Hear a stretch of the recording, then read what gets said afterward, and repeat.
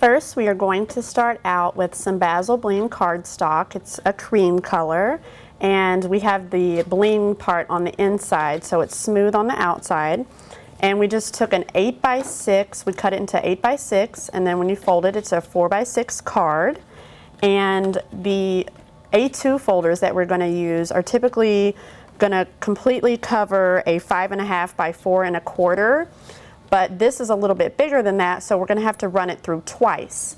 And to do that, we would just put it on to our card halfway, all the way. You're going to push it all the way up to the edge to where it stops. And we'll run it through that way and then run it through a second time. Get our Cuddle Bug open here.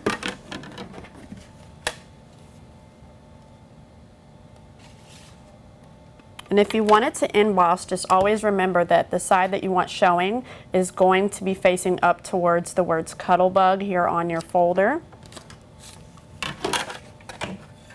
Put it in between your two B plates.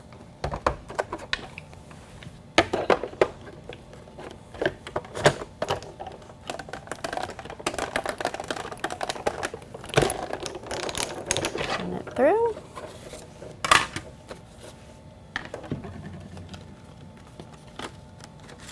You will see your design, and then you're just going to match it up on the other side and run it through a second time. Let me move our Cuddle Bug out of the way so you can see here, and I'm just going to take the Color Box Fluid Chalk. All of this is available on our website. All of these inks are. This is more of the pink collection. It has pinks and purples. And then we are going to take the second pink here and just run over our whole entire card. You don't have to use like a blending tool or anything. And now for the fun part, our cake. We cut this out on Celebrations, and it is a 3-inch image, and you just have your shadow, your background, and then the top piece, and then your tray itself is another separate cut. So to get our cake to look all yummy with icing, we are going to take Divine Swirl, and you can put the whole entire cake in there because you're actually going to be covering it up the tray with the pink, so it doesn't matter if it gets embossed also. And again, you want it face up, the side that you want to be facing, you want it to be face up with the words Cuddle Bug. And we're going to run this through now the same way in between both B plates together with an A spacer.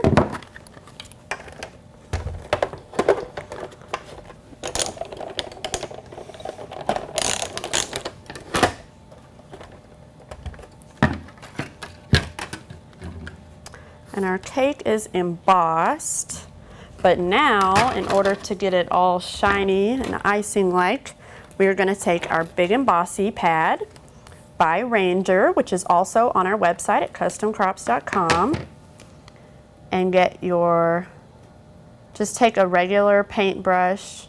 A stiffer one does work better for this. Get it good and coated into the ink, and then you're just going to trace over everything that you embossed, again just on the cake part because that tray is just going to be a waste of time since you're covering it up anyway.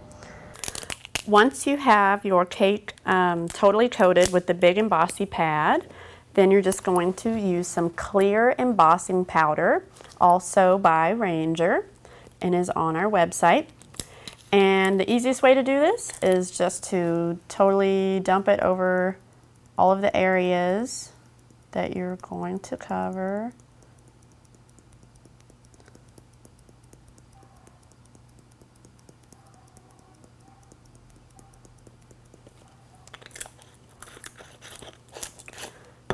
And then dust off all the excess. And you can see the swirls covered there.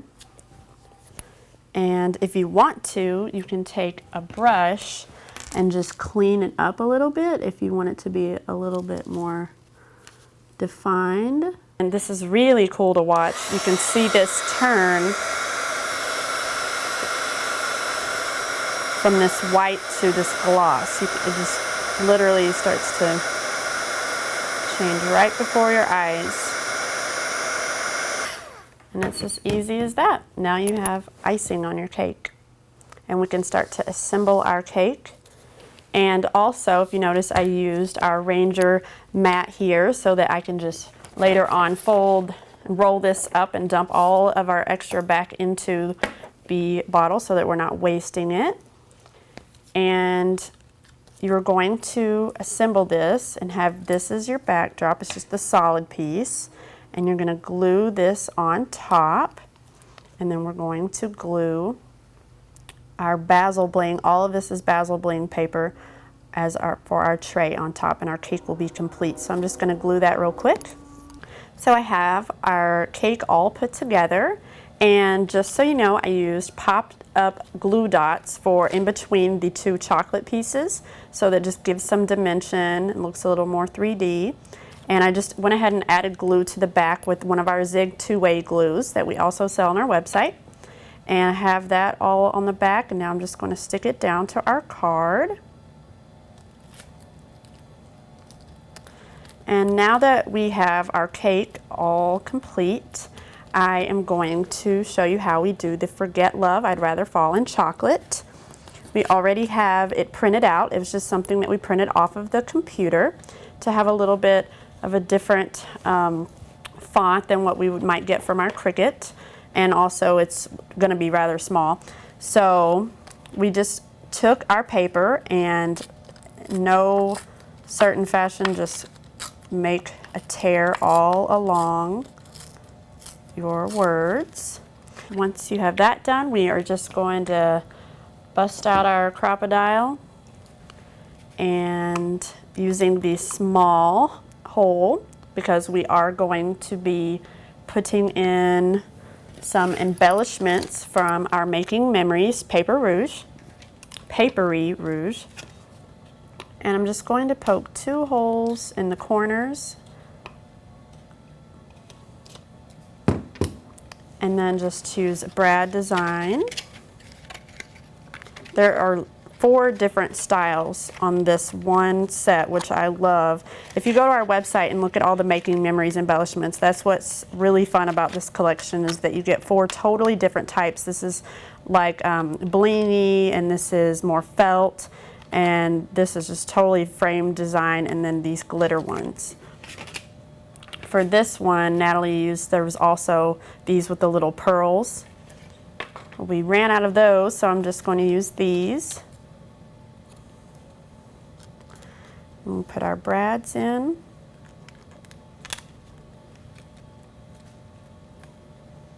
And then same thing, we are going to use some pop-up dots.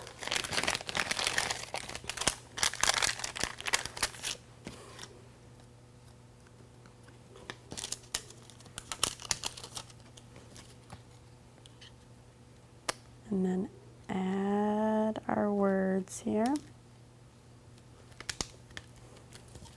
Now all that's left is we need to add our ribbon. Now we've already done the hard part of getting all of our measurements on here. And I have my middle, this was kind of to like show me how far I needed to measure out on both sides, just to make sure that it was going to be even.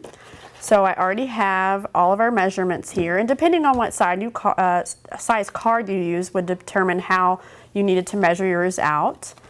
But I'm just going to punch my holes. Okay, now we have our holes, and we're just going to run our ribbon through, and our card will be complete. So now our card is complete. I got our ribbon ran through and just tied it on the ends, and then cut some little V's down at the end of the ribbon just to give it a little more character.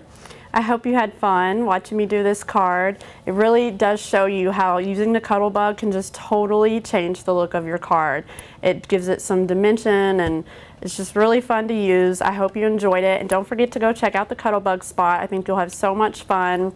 Until next time, I'll see you later.